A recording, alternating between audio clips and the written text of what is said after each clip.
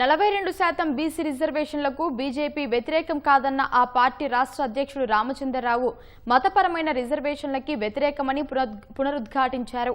ఓటమి భయంతోనే ప్రభుత్వం స్థానిక సంస్థల ఎన్నికలను వాయిదా వేస్తోందని విమర్శించారు. రాహుల్ గాంధీ మెదడు చోరీ అయ్యింది తప్ప దేశంలో ఎక్కడా ఓట్ల చోరీ జరగలేదని తెలిపారు. రాష్ట్రంలో ఓట్ల చోరీకి పాల్పడితే కాంగ్రెస్ పార్టీ 8 ఎంపీ సీట్లు ఎలా గెలిచిందో మహేష్ కుమార్ గౌడ్ సమాధానం చెప్పాలని డిమాండ్ చేశారు. యూరియా కొరత లేకున్నా కాంగ్రెస్ నాయకులే కృత్రిమ కొరత సృష్టిస్తున్నారని రామచంద్రరావు ఆరోపించారు. నిజామాబాద్లో జరిగిన పార్టీ కార్యకర్తల సమావేశంలో పాల్గొన్న ఆయన త్వరలో జరిగే స్థానిక సంస్థల ఎన్నికల్లో సత్తా చాటాలని కార్యకర్తలకు పిలుపునిచ్చారు. అది బీసీలకే చెందాలి, అందులో వేరే మతానికి వచ్చే అవకాశం లేదు.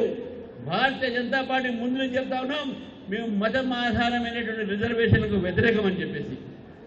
మతం ఆధారమైన రిజర్వేషన్కు వ్యతిరేకంగా చెప్పినప్పుడు కూడా ఈరోజు కేవలం ఓట్ బ్యాంక్ పాలిటిక్స్ కోసం కాంగ్రెస్ పార్టీ ముస్లింలకు 10% రిజర్వేషన్లు ఇచ్చి బీసీలకు 10% రిజర్వేషన్ తగ్గిస్తుందనే విషయాన్ని కూడా ఈరోజు తెలంగాణ ప్రజలు తెలుసుకోవాల్సిన అవసరం లేదు.